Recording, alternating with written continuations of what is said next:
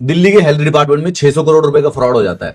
मतलब 2.5 रुपए के ओआरएस पैकेट जो है 15 रुपए के खरीद लिए जाते हैं। हॉस्पिटल की बेडशीट 150 रुपए की आती है, 450 की खरीद ली जाती है। एक्सरे मशीन 10-10 लाख की जो है वो 33 लाख रुपए की खरीदी जाती है। और पकड़ा कौन जाता है? डायरेक्टर जनरल वत्सला अग्रवाल और deputy controller of account Neeraj Chopra. भाई मिनिस्टर कौन है दिल्ली का? ये डॉक्टर साहब पंकज कुमार सिंह। इनकी कोई रिस्पॉन्सिबिलिटी नहीं है, इनकी कोई अकाउंटेबिलिटी नहीं थी क्या? सारे के सारे टेंडर ऐसे डिजाइन किए हुए थे कि एक ही सप्लायर क्वालिफाई हो। जनरली एक ही बिड आने पे बेसिकली टेंडर दोबारा से इशू होता है, लेकिन यहां पर नहीं हुआ। लेकिन मीडिया हेडलाइन में अब डॉक्टर साहब ये चचा जान जो है, इनकी फोटो नहीं देख रहे हो, नाम आ रहा है भाई साहब वत्सला अग्रवाल का, नीरज चोपड़ा का। वो तो चुन्नू मुन्नू है यार, ये छोटे मोटे ब्यूरोक्रेट्स को पकड़ के 600 करोड़ रुपए उड़ गए क्या? इनका कोई हाथ ही नहीं था। ये ऊपर से जो मिनिस्ट्रियल ओवरसाइट जो बैठी रहती है, टेंडर का प्रोसेस इतना लंबा रहता है भाई, डिमांड बनती है, अप्रूवल होता है, कंपैरेटिवली प्राइसिंग होती है, उसके बाद डिलीवरी सर्टिफिकेशन, स्टॉक की एंट्री, पेमेंट क्लियरेंसेस, एक भी फाइल पे पंकज कुमार ने साइन नहीं किए।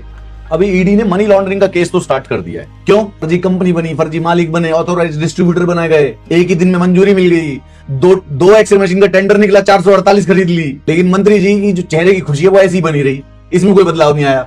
हमारे देश में ना जिस दिन सुबह अखबार में स्कैम ना आया हो ना, उस दिन नेशनल हॉलीडे डिक्लेयर कर देनी चाहिए। दिल्ली के पहले अस्पताल ना खुद अपने मशीन के लिए प्रोक्योरमेंट के लिए टेंडर जारी करते थे। डॉक्टर साहब आए तो वो जो सेंट्रल प्रोक्योरमेंट एजेंसी है उससे खरीदा जाने लगा सब कुछ। 600 करोड़ रुपए हैं इसी सेंट्रल प्रोक्योरमेंट एजेंसी के अंदर घोटाला हो रखा है। ये वत्सला अग्रवाल जी जो डीजीएस है, इनकी अपॉइंटमेंट गैस करो एक बार जरा, कहां पे हुई थी? बिल्कुल इन्हीं के कार्यकाल में, 10 से ज्यादा सीनियर डॉक्टर को बाईपास करके। लेकिन डॉक्टर साहब का नाम आपको नहीं पता, पंकज कुमार सिंह दिल्ली के हेल्थ मिनिस्टर हैं।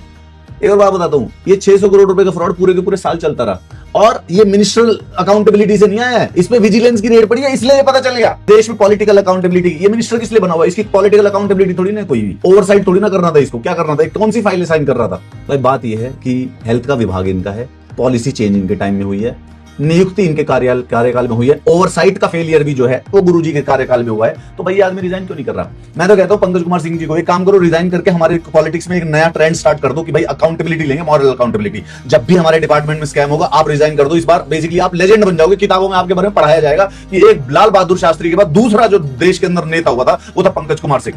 अब ये मत सोचना ये 15 साल में करके गया। इनसे पहले आम आदमी पार्टी के सौरभ भारद्वाज जी हेल्थ मिनिस्टर थे, इनकी भी एक कैग रिपोर्ट थी।